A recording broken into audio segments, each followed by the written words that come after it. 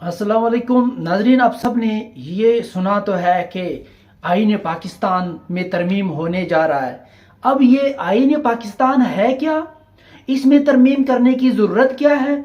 इसमें तरमीम करने की कौन कौन से मराहल है और कितने टाइप्स के अमेंडमेंट्स होते हैं? इसका मेन मकसद क्या होता है और अमेंडमेंट करने वाले होते कौन है?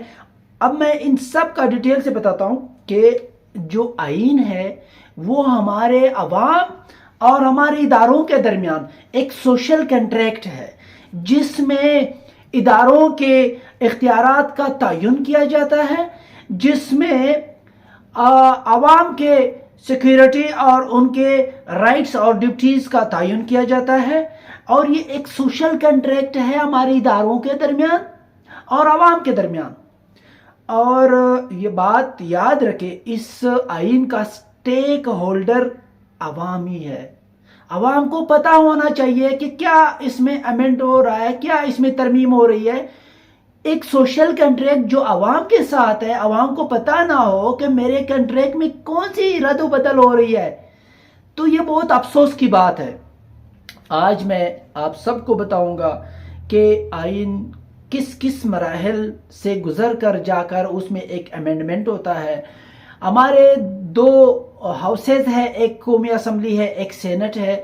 सेनेट से कितने अरकान की ज़रूरत होती है वोट करने के लिए, इसको सपोर्ट करने के लिए, और कौमी असम्बली से कौन से कितने मेंबर्स की ज़रूरत है, और इसी तरह कौन सा हाउस जो है जाके अमेंडमेंट के लिए बात कर सकता है।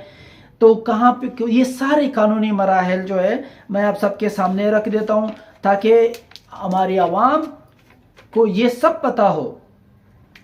आर्टिकल 239 के तहत आइन की बात होती है कि आइन अमेंडमेंट किस तरह होगा, आपके कॉन्स्टिट्यूशन में अमेंडमेंट कैसी होगी, तरमीम कैसे होना चाहिए और कैसे क्या कानूनी मराइल है। क्लास 1 में बताया जाता है कि किसी भी हाउस में, इधर वो पार्लियामेंट है या फिर सेनेट है, इन दोनों में से किसी भी में ओरिजिनेट कर सकता है, कोई भी बात कर सकते हैं कि हमें इस अमेंड करने की, तरमीम की ज़रूरत है। जब वो क्लास 1 में कोई भी हाउस, क्लास 2 में बिल पास होगा, हाउसेस से बिल पास होगा उस हाउस से, और वो जाके दूसरे हाउस में भी पेश करेगा। अगर बिल पास होता है, क्लास 3 कहता है कि अगर बिल पास होता है तो वो फिर प्रेजेंट किया जाएगा प्रेसिडेंट को, और क्लास 4 कहते हैं कि प्रेसिडेंट एसेंट देगा 7 दिन के अंदर। प्रेसिडेंट से लाजमी आपने ये मराहल से गुजारना है, ठीक है। अब मैं बताता हूं कि इसका मकसद क्या होता है।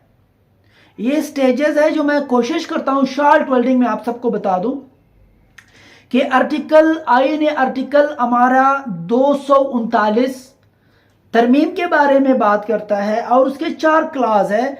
उस 4 क्लास में पहला क्लास ये कहता है कि आपका किसी भी हाउस में, चाहे वो सेनेट है चाहे वो पार्लियामेंट है, उसमें बिल पेश किया जा सकता है, और वही बिल वही फिर आप जाके पेश करेंगे, दूसरे हाउस को जाके देंगे।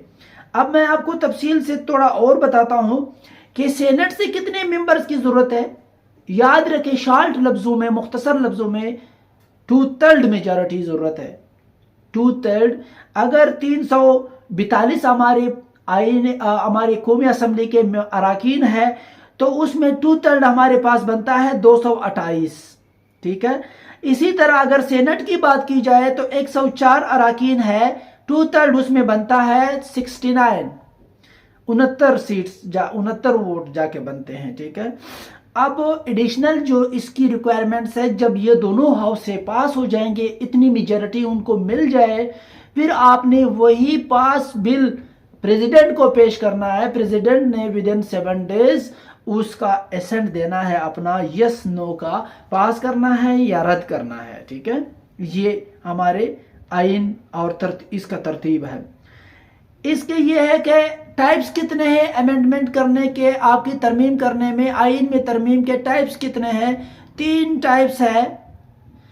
ایک ہے سمپل میجورٹی، جو آپ سمپل میں 51% آپ کو اگر مل جاتا ہے بوتھ ہاؤسز سے، یہ سمپل میجورٹی میں.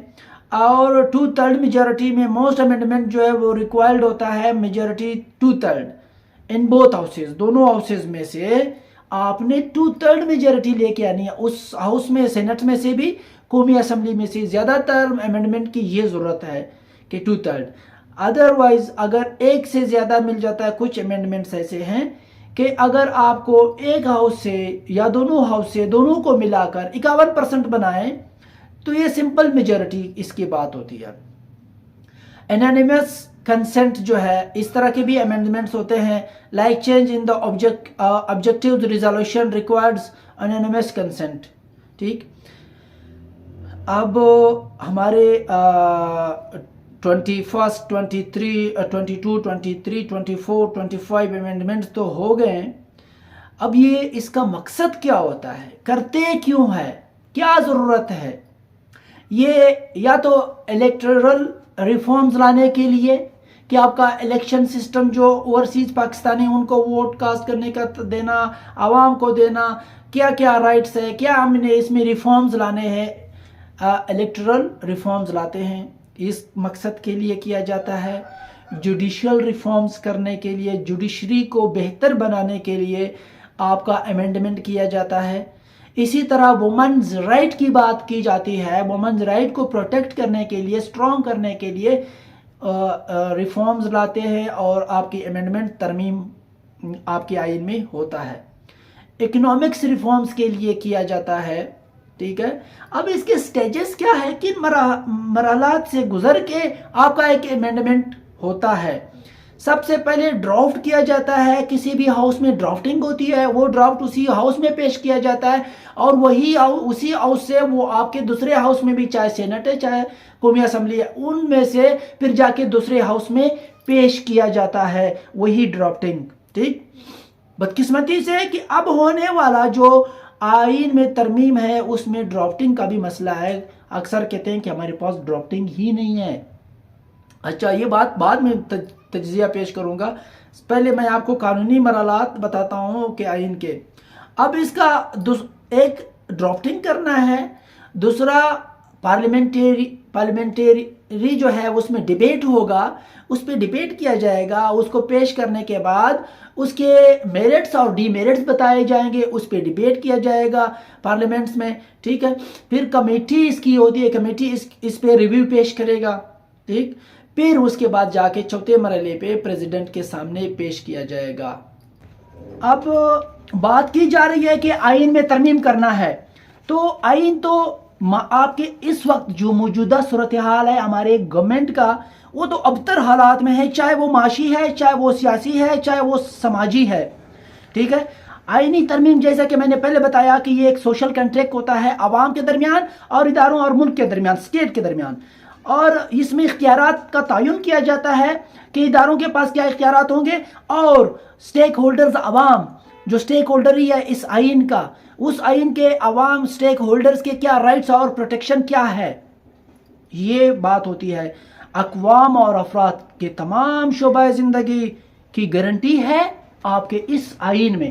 اگر آپ کے گارنٹی میں، اب آپ کے تمام شعبہ زندگی کے گارنٹی میں کوئی امینڈمنٹ ہو اور آپ کو پتہ نہ ہو، اب تو ریفارمز لایا جا رہا ہے آپ کے جوڈیشری سسٹم میں، کہ کہتے ہیں کہ ہم نے ایک بنانا ہے chief justice of supreme court اور ایک ہم نے بنانا ہے چیف جسٹس آف پاکستان.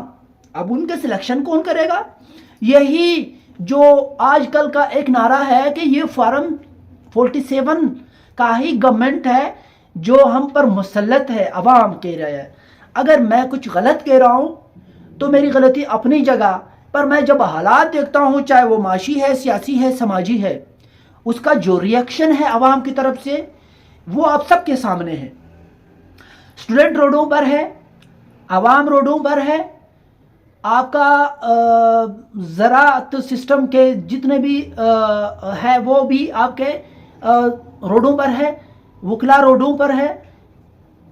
مجھے ایک بتائے، بلوچ روڈوں پر ہے، پختون روڈوں پر ہے، پنجابی روڈوں پر ہے، سندھی روڈوں پر ہے، کچے کے ڈاکو مستیاں کر رہے ہیں، اور کچے کے ڈاکو کے ساتھ لقب دیا گیا پکے کے ڈاکو۔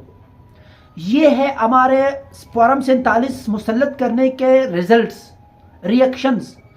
تو ایک بات اگر آپ سب کو ایک آواز، ایک نعرہ بلند کیا گیا تھا جمہوریت کو پاک شفاف بنانے کے لیے کہ ووٹ کو عزت دو۔ اب مجھے بتائیں جس کینڈیڈیٹ کو ووٹ دیا گیا، جس کینڈیڈیٹ کو عوام نے ووٹ دیا، کیا وہی جا کے ہمارے قومی اسمبلی اور صوبائی اسمبلی میں بیٹھے ہیں؟ یا پھر وہ لوگ جنہوں کو عوام نے رد کیا اور وہی عوام پر مسلط ہیں؟ آپ کے سامنے ہے، ریئیکشن بھی آپ کے سامنے ہے۔ اور افسوس کی بات تو یہ ہے کہ اس امینڈمنٹ کی اس حد تک شدید ضرورت ہے کہ ہمارے وفاق گورنمنٹ میں بیٹھے ہوئے ایک ایک مولوی فضل الرحمان کے گھر، کس کس کے گھر جاتے ہیں، جا رہے رات دن ایک کر کے کہ ہمارے ساتھ امینڈمنٹ میں ہمیں ووٹ دے، 2/3 میجورٹی کی ضرورت ہے، وہ ہمیں چاہیے۔ مجھے سمجھ نہیں آ رہی، جمہوریت میں وہ بیٹھے ہیں، جمہوریت کی بات کرتے ہیں، جمہوریتی وہ گورنمنٹ ہے، اور اس جمہوریتی گورنمنٹ میں وہ گھر گھر جاتے ہیں اور یہاں تک جو انکار کرتے ہیں ان کو اٹھایا جا رہا ہے۔ اب یہ اٹھانے والے کون ہیں؟ کیوں اٹھایا جا رہا ہے؟ کیا اس امینڈمنٹ کرنے کی اس حد تک شدید ضرورت ہے؟ ہمارے آئین میں لکھا ہوا ہے، سب کچھ کلیئر اینڈ کٹ ہے کہ بھائی جو سینئر ہوگا، جو سینئر جج ہوگا، وہی جا کے آپ کے سپریم کورٹ کا چیف جسٹس بنے گا۔ تو منصور علی شاہ ہے وہ سینئر سب سے، وہی اسی کو بننا ہے۔ ہمیں کون سے اس سے ہٹ کر باقی سارے معاملات درست ہے، صحیح ہے۔ عوام میں غصہ ہے، ریئیکشن دن بدن جو ہے وہ خطرناک ہوتا جا رہا ہے۔ ہمارے عوام کے دلوں میں، وکلا کے دلوں میں خدشہ، غصہ، نفرت ہے۔ کیوں ہے؟ کیونکہ مینڈیٹ چلایا گیا، ایک آئین میں ریفارمز لایا جا رہا ہے آپ کے جوڈیشری سسٹم میں۔ اس جوڈیشری سسٹم میں آپ کسی سپریم کورٹ کے وکلا سے رابطہ نہیں کر رہے، آپ کسی صوبے کے کسی بھی بار سے رابطہ نہیں کر رہے، نہ صدور کو آپ حساب بنا رہے ہیں، نہ جنرل سیکرٹریز کو، نہ ماہرین قانون کو۔ کیوں ایسا کیوں ہو رہا ہے؟ کون کروا رہا ہے آپ سے یہ امینڈمنٹ؟ کیوں عوام کے سامنے جو ہے سب کے سب سسٹم نہیں رکھ رہے کہ کیا آپ لوگوں کی مجبوری ہے؟ یہ تو اپنے پاؤں پہ کلاڑا مارنے جا رہے ہو آپ لوگ، کل کو پھر آپ لوگ اس امینڈمنٹ کے خلاف جائیں گے۔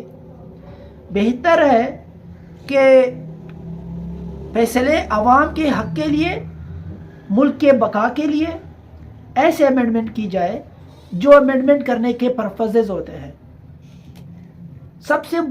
سب سے پریشانی کا عالم، سب سے پریشانی والی بات تو یہ ہے کہ عوام نے ہر لحاظ سے اس گورنمنٹ کو رد کیا ہے، اس وجہ سے کہ آپ فارم 45 کے نہیں 47 کے پیداوار ہیں۔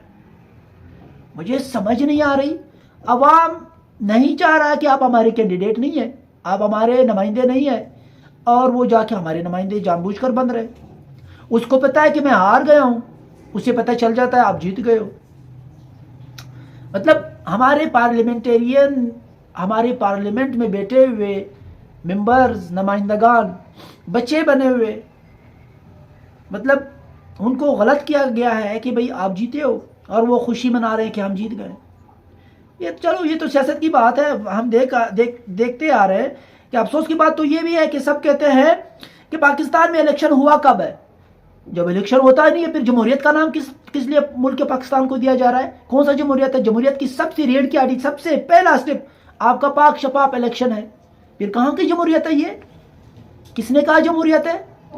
اور اگر پاک شفاف الیکشن نہیں ہوتے اور پھر آپ جمہوری نظام کہتے ہو اسے؟ کوئی پاک صاف شفاف الیکشن نہیں، کوئی امینڈمنٹ نہیں ہونا اس طرح۔